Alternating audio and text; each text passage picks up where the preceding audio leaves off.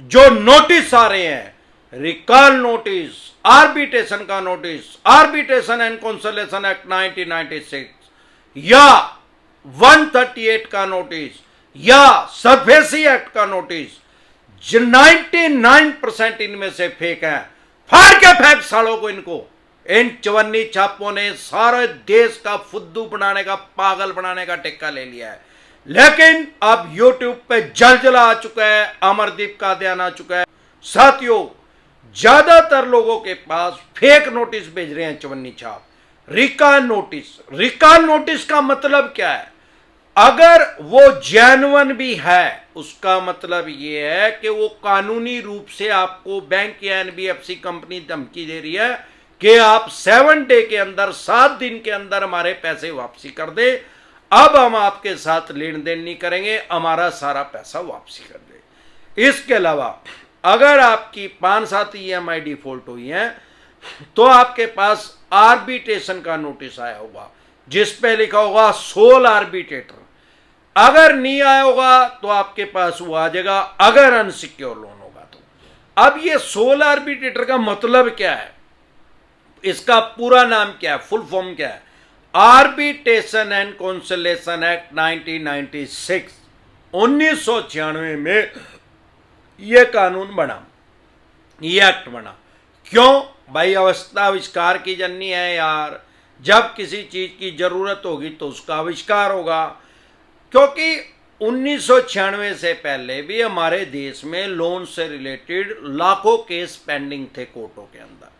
तो ये एक्ट बनाया गया कि भाई कोर्ट से बाहर ही अगर आर्बिट्रेशन की प्रक्रिया करके, आर्बिट्रेटर का मतलब क्या है? आर्बिट्रेटर का मतलब है मीडिएटर, मध्यस्थ, बिचौला। अब जब आप लोन लेते हैं तो उसमें 50 तरह की टर्म कंडीशन लिखी रहती हैं और वो सभी बैंक एनबीएफसी कंपनी की साइड की होती हैं, उसकी पक्ष की होती हैं। उसमें एक क्लोज आर्बिट्रेशन का भी होता है कि भगवान ना करे अगर आपसे कभी फ्यूचर में EMI नहीं दी गई तो आर्बिट्रेटर एक नियुक्त किया जाएगा बैंक एनबीएफसी कंपनी के द्वारा, या आप भी उसको नियुक्त कर सकते हैं। लेकिन उसमें वो हाइड कर देते हैं, बात को घुमा फिरा के लिख देते हैं। ये नहीं लिखते किसके द्वारा, उसमें लिख देंगे भाई एक आर्बिट्रेटर नियुक्त किया जाएगा, मध्यस्थ नियुक्त किया जाएगा, मीडिएटर नियुक्त किया जाएगा। वो दोनों पक्षों की बात सुनेगा भाई, कर्जदाता की भी और कर्ज देने वाले की भी, मतलब बैंक की भी और जिसने लोन लिया उसकी भी। और फिर वो एक डिसीजन देगा। जो वो डिसीजन देगा, जो वो ऑर्डर देगा, वो दोनों पक्षों को मान्य होगा, यानी बैंक को भी और कर्जदार को भी। अब सवाल ये है, सबसे पहले तो भाई उस आर्बिट्रेटर को सैलरी कौन दे रहा है? आर्बिट्रेटर की पोस्ट पे लगाते किसको हैं? ज्यादातर तो ये रिटायर जज को लगाते हैं। ये क्या करते हैं, जब आर्बिट्रेशन का नोटिस आपके पास आता है, सोल आर्बिट्रेटर उसको बोलते हैं, तो रिटायर छोटा छोटा लिख देंगे, जज बड़ा बड़ा लिख देंगे, आगे मिंदर सिंह उसका नाम लिख दिया। अरे यार, जब वो जज साहब रिटायर हो गए तो पावर खत्म हो गई, अब जज थोड़ी है। हमारे देश में किसी भी जज का नाम आर्बिट्रेटर नहीं है, सबसे पहले ये बात समझनी। दूसरा, किसको लगाते हैं? कोई HCS सत्र का अधिकारी रिटायर हो गया उसको लगा लेते हैं, या किसी सीनियर एडवोकेट को लगा लेते हैं। अब ये करते क्या है, आर्बिट्रेशन की प्रक्रिया को अदर स्टेट में करते हैं। भाई आप दिल्ली रहते हैं, मुंबई में कर देते हैं, मुंबई रहते हैं, गुड़गांव में कर देते हैं, गुड़गांव रहते हैं, अहमदाबाद में कर देते हैं, जानबूझ के 1-2 हजार किलोमीटर दूर, ताकि ये आदमी वहां आ ही ना पाए। और सवाल ये आता है कि उस आर्बिट्रेटर को सैलरी कौन दे रहा है? मैंने तो आज तक कोई भी किसी की भी आर्बिट्रेशन की प्रक्रिया हुई तो मैंने आज तक कभी भी ग्राहक के हित में फैसला आता हुआ नहीं देखा। सबसे पहला कारण तो कुछ ना कुछ तो कहीं ना कहीं तो ग्राहक भी गलत है, भाई उसने EMI नहीं दी।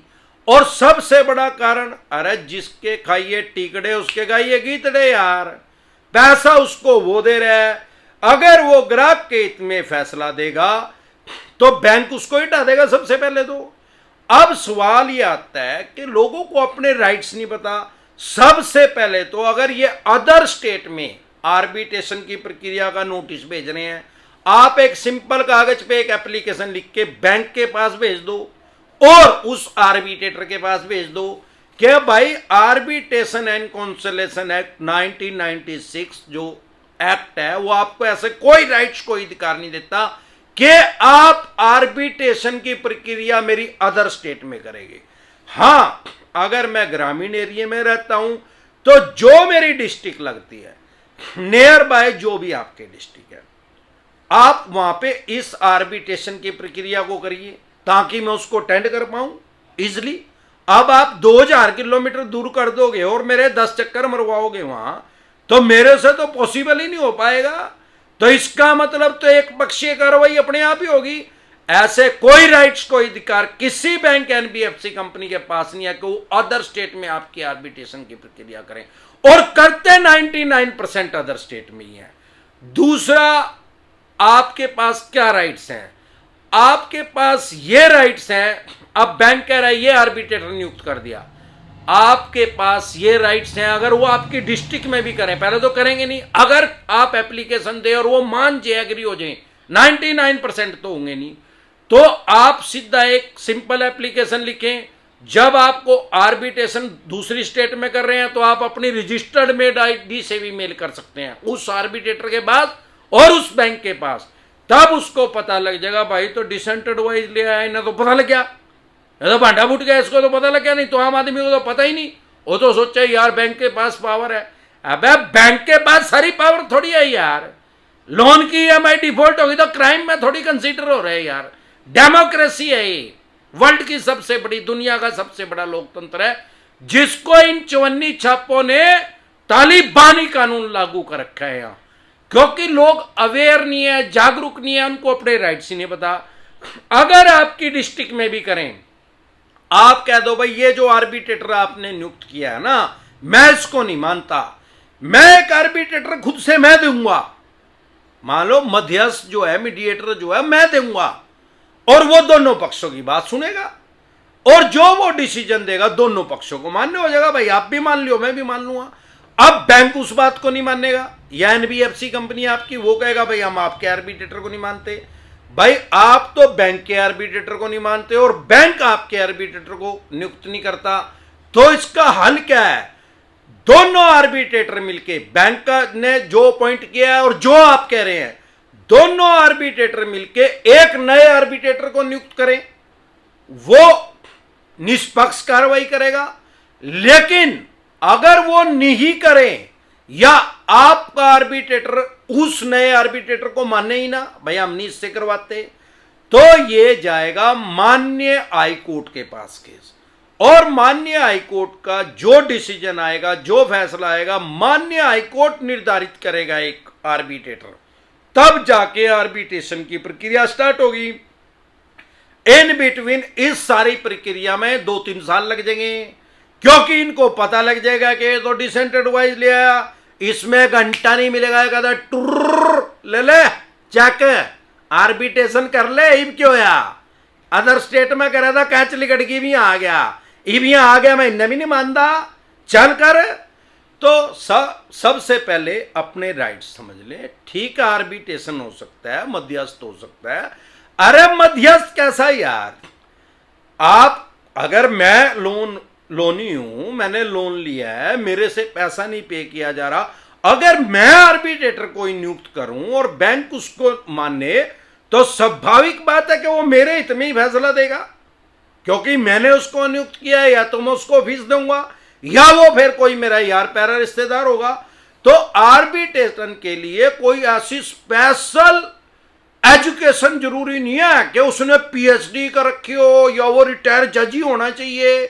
तो ये इस तरीके से लोगों का फुद्दू बना रहे हैं, पागल बना रहे हैं। अब ज्यादातर आपके पास फेक नोटिस भेजे जा रहे हैं, या तो रिकॉल नोटिस भेजा जा रहा है, या आर्बिट्रेशन का नोटिस भेजा जा रहा है, या 138 का भी फेक भेज रहे हैं, चवन्नी छाप एडिट कर रहे हैं उसको। एडिट कैसे कर रहे हैं? अरे यार, किसी के ऊपर तो 138 चेक बाउंस की लगी होगी, उसका नाम, बाप का नाम, एड्रेस चेंज करके आपके पास भेज रहे हैं, फुद्दू बना रहे हैं, क्योंकि जो जब भी नोटिस बैंकिंग की भाषा में उसको समन बोलते हैं 138 का, उसमें कभी भी अमाउंट नहीं आता। अगर आपका 50,000 का चेक बाउंस किया हो चाहे 50 करोड़ का किया हो, उसमें अमाउंट लिखा ही नहीं आता। कोर्ट तो सिर्फ यह बताया कि भाई 138 नेगोशिएबल इंस्ट्रूमेंट एक्ट के तहत आपके ऊपर केस रजिस्टर्ड हुआ है, इस बैंक या एनबीएफसी कंपनी ने किया, आपका नाम ये है और इस तारीख को आप पीयर हो जाओ। तो आप इस बात को समझे। अगर ये चवन्नी छाप फेक भेज रहे हैं, अगर ये मेल पे भेज रहे हैं, उसकी कोई वैल्यू नहीं है। हाँ, हार्ड कॉपी भेज रहे हैं और आपको पता नहीं है कि फेक है कि जेन्युइन है, अरे सबसे आसान काम है यार। कोर्ट का जब भी नोटिस आएगा उसके ऊपर स्टैंप लग रही होगी सत्यमेव जयते, जो कि अशोक चक्र बना होगा, जो कि आपकी जेब में नोट है उसके ऊपर बना हुआ है, वो अशोक चक्र उसके ऊपर बनाएगा, वो स्टैंप लगी आएगी। अब अगर ये फेक भेज रहे हैं चवन्नी छाप, तो वो स्टैंप की फोटोकॉपी आएगी ना भाई, ओरिजिनल स्टैंप लगेगी तो साफ शाही से नहीं, इंक से नहीं पता लगेगा कि ओरिजिनल लग रही कि नहीं लग रही। फिर भी आपको ना समझ में आए, फेक नोटिस डिसेंटेड हुआ लिख के वीडियो देख लें।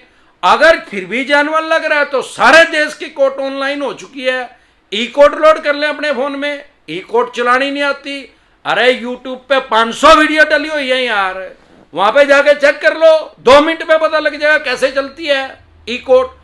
बिल्कुल आसान है ई कोर्ट में चेक करना कि हमारे ऊपर केस हुआ है कि नहीं। जैसे पेटीएम चलाना आसान है, ऐसे ई कोर्ट भी चलानी आसान है। ई कोर्ट नाम से ऐप है गवर्नमेंट का, और उसमें सारे देश के किसी भी कोने में अगर आपके ऊपर केस हुआ है तो उसमें आपको पता लग जाएगा। अगर केस हुआ है 138 का जेन्युइन, उसमें फेक एंट्री नहीं कर सकते चवन्नी छाप, ई कोर्ट के अंदर नहीं घुस सकते, वो हाईली सिक्योरिटी है, वो इनका बाप भी नहीं नरक में से आकर उसके अंदर घुस सकता। और ये चवन्नी छापों का यमराज तो ये बैठे ही है अमरदीप का ध्यान। अरे गब्बर सिंह ये कह के गया, जो डर गया वो मर गया। आपको साइकोलॉजिकल प्रेशर में ले रहे हैं, मनोवैज्ञानिक दबाव के अंदर ये चवन्नी छाप ले रहे हैं, इनसे डरे घबराए नहीं। चेक बाउंस का केस हो गया, ई कोर्ट में चेक कर ले, अगर हो गया तो इसको कभी भी इग्नोर ना करें, कभी भी हल्के में ना लें। अगर इसको इग्नोर करेंगे, हल्के में लेंगे, तो आपको 14 दिन के लिए न्यायिक हिरासत में जाना पड़ सकता है। 14 दिन के लिए आपको कम से कम जेल में जाना पड़ सकता है। ये कोर्ट की अवमानना में कंसीडर होगा। मैं हर बार कहता हूं 2 लोन डिफॉल्ट हो गए, 5 हो गए, 25 हो गए, 25 लोन भी डिफॉल्ट हो गए तो भी क्राइम में कंसीडर नहीं होते, अपराध की श्रेणी में नहीं आते। लेकिन अगर आप कोर्ट की अवमानना करते हैं तो यह क्राइम में कंसीडर होता है, यह अपराध की श्रेणी में आता है, तब आपको पुलिस जरूर अरेस्ट करेगी। लेकिन अगर आप इसको इग्नोर नहीं कर रहे, हल्के में नहीं ले रहे, तो ये बेलेबल ऑफेंस है। चाहे सारे देश के किसी भी स्टेट में आपके ऊपर केस किया है, ये बेलेबल ऑफेंस है, जमानती अपराध है, तुरंत प्रभाव से जमानत हो जाती है, सेम डे जमानत हो जाती है, बाय एंड जमानत हो जाती है। डरे घबराए नहीं। अगर दूसरा नोटिस आपके पास सरफेसी एक्ट 2002 के अकॉर्डिंग आ रहा है, 13(2) का 13(4) का, उसको कभी भी हल्के में ना ले, कभी भी उसको इग्नोर ना करें। अगर आप उसको इग्नोर कर रहे हैं, हल्के में ले लें, तो आप अपनी मकान, दुकान, जमीन जायदाद, फैक्ट्री, कारखाना, स्कूल, कॉलेज, बंगला, कोठी या शोरूम, उससे आप हाथ धो बैठेंगे, उसकी ऑक्शन कर देंगे, बोली कर देंगे, स्क्रैप के रेट में, कबाड़ी के रेट में उसको बेच देंगे। लेकिन अगर आपको अपने राइट्स और अधिकार पता है जो संविधान ने आपको दिए हैं, लोन की ईएमआई डिफॉल्ट होने से आपके जो फंडामेंटल राइट्स हैं वो खत्म नहीं हो जाते। जो संविधान ने आपको एज ए कॉमन मैन भी आपको जो अधिकार दिए हैं, वो लोन की ईएमआई डिफॉल्ट होने से खत्म नहीं होते। ऐसे किसी बैंक, एनबीएफसी कंपनी के पास कोई राइट्स नहीं है कि वो आपकी प्रॉपर्टी को स्क्रैप के रेट में, कबाड़ी के रेट में बेच दे। फॉर एग्जाम्पल, अगर आपकी प्रॉपर्टी की वैल्यू 3 करोड़ रुपए है और इन्होंने आपसे 1 करोड़ रुपए ब्याज, प्लंटी, जुर्माना सहित लेने हैं, आपकी प्रॉपर्टी को 1 करोड़ में ही बेचने की कोशिश करेंगे। लाखों आदमियों की प्रॉपर्टी को बेच चुके हैं, उसको पता ही नहीं अपने राइट्स का। अरे एक सिंपल नोटिस इशू करो यार, कि भाई जिस लोकेशन पे मेरी प्रॉपर्टी है, जितने स्क्वायर फुट की है, जितने स्क्वायर यार्ड की है, जितने गज की है, जिस गांव में, तहसील में, कस्बे में, मोहल्ले में मेरी प्रॉपर्टी है, या कोई फ्लैट है, जितने बीएचके का है, जितने स्क्वायर फुट के है, जिस सोसाइटी में है, उसी सोसाइटी में 2 आदमियों का उतने ही स्क्वायर फुट का, उतने ही बीएचके का 2 आदमियों का एफिडेविट लेके आओ कि वो 1 करोड़ में बेचने के लिए तैयार है, तो मैं भी मान लूंगा मेरी प्रॉपर्टी की कीमत 1 करोड़ रुपए है। नहीं तो भाई 3 करोड़ रुपए है, 3 करोड़ में बेच के 1 करोड़ रुपए अपने ले लो और 2 करोड़ रुपए मुझे दे दो। ना नो मन तेल होगा, ना राधा नाचेगी। दूसरा, अगर आपकी प्रॉपर्टी को ये स्क्रैप के रेट में, कबाड़ी के रेट में बेचने की कोशिश कर रहे हैं, सबसे पहले अगर 20% से कम आपके पैसे रह गए हैं इनके देने, तो आपके ऊपर सरफेसी एक्ट इंप्लीमेंट नहीं होता, लागू नहीं होता, उसके एक्शन कर ही नहीं सकते। अगर आपका केसीसी का लोन है, खेती किसानी से संबंधित कोई लोन है, तो भी आपके ऊपर सरफेसी एक्ट इंप्लीमेंट नहीं होता, लागू नहीं होता। 50% से ज्यादा पैसे आपके जा चुके हैं तो आप इनके खिलाफ डीआरटी में जा सकते हैं, ये भी कोर्ट का नाम है। इसके अलावा भी आप बेस्ट रेमेडी ले सकते हैं अगर आपकी ईएमआई डिफॉल्ट हो गया 4-5 और आपका सिक्योर लोन है, तो इन्होंने आपके पास सरफेसी एक्ट 2002 के अकॉर्डिंग नोटिस भेज दिया होगा। पहले ये आपको केस को एनपीए में डालेंगे, लोन को 3 महीने के बाद एनपीए में डालेगा, उसके बाद ये 60 दिन का टाइम देंगे, 2 महीने का। अगर आपने फिर भी पैसे नहीं दिए तो टोटल 5 महीने हो गए, क्योंकि 3 महीने के बाद तो एनपीए में डालेगा और 2 महीने का टाइम देंगे, टोटल 5 महीने हो गए। उसके बाद आपको 30 दिन का टाइम और देंगे, 1 महीने का टाइम और देंगे, सिंबॉलिक पोजीशन ले लेंगे, प्रत्यात्मक कब्जा ले लेंगे। फिजिकल कब्जा लेने के लिए, फिजिकल आपकी पोजीशन लेने के लिए इनको डीएम साहब के पास जाना पड़ेगा, वहां अप्लाई करना पड़ेगा। उससे पहले आप अपनी प्रॉपर्टी को लीगल तरीके से बचा सकते हैं। अगर आपकी 2 ईएमआई डिफॉल्ट हो गई हैं तो 3 के बाद सरफेसी एक्ट लागू करेंगे। अगर आपकी आज तक की सारी ईएमआई गई हैं, आपको लगता है कि मैं फ्यूचर में पे नहीं कर पाऊंगा, तो भी आपके ऊपर सरफेसी एक्ट लागू करेंगे। तो अगर ऐसी सिचुएशन क्रिटिकल आ चुकी है तो प्रिवेंशन बेटर देन क्योर, इलाज से हमेशा परहेज बेहतर है। तुरंत प्रभाव से लीगल एडवाइस लें। अगर आप हमारे साथ टेलीफोनिकली जुड़ना चाहते हैं या पर्सनल मीटिंग करना चाहते हैं, फिर आपका लोन 2 करोड़ का है, 5 का है, 25 का, 50 करोड़ का, डज नॉट मैटर कि आपका लोन कितने करोड़ का है। सरफेसी एक्ट 2002 के अकॉर्डिंग आपके पास नोटिस आ रहा है 13(2) का, 13(4) का, सिंबॉलिक पोजीशन का, फिजिकल पोजीशन का, डीएम साहब का, या 138 नेगोशिएबल इंस्ट्रूमेंट एक्ट 1881 का, या पेमेंट एंड सेटलमेंट एक्ट 2007 का, या आर्बिट्रेशन एंड कंसोलिडेशन एक्ट 1996 का, या रिकॉल नोटिस आ रहा है, अन्य किसी भी तरह का कोई भी नोटिस आपके पास आ रहा है, लोन से रिलेटेड जो भी डॉक्यूमेंट्स हैं वो सभी लेके आप मेरे से पर्सनल मीटिंग कर सकते हैं, पर्सनल एडवाइस ले सकते हैं, या टेलीफोनिकली भी एडवाइस ले सकते हैं। हमारे साथ जुड़ने का क्या प्रोसेस है, आपकी स्क्रीन पे कमेंट बॉक्स के अंदर एक नंबर आया हुआ है 9306347314। इस नंबर को सेव करके व्हाट्सएप मैसेज करें, तुरंत प्रभाव से रिप्लाई आएगा कि कैसे आप हमारे साथ टेलीफोनिकली जुड़ सकते हैं या पर्सनल मीटिंग कर सकते हैं। इस नंबर को सेव करके व्हाट्सएप कॉल करेंगे, कोई रिप्लाई नहीं आएगा, नॉर्मल कॉल करेंगे, कोई रिप्लाई नहीं आएगा, व्हाट्सएप मैसेज करेंगे तो तुरंत रिप्लाई आएगा। ये हमारी टीम के पास होता है। एक बार जोर से मिलकर नारा लगाएंगे, जय ससुराल वालों की।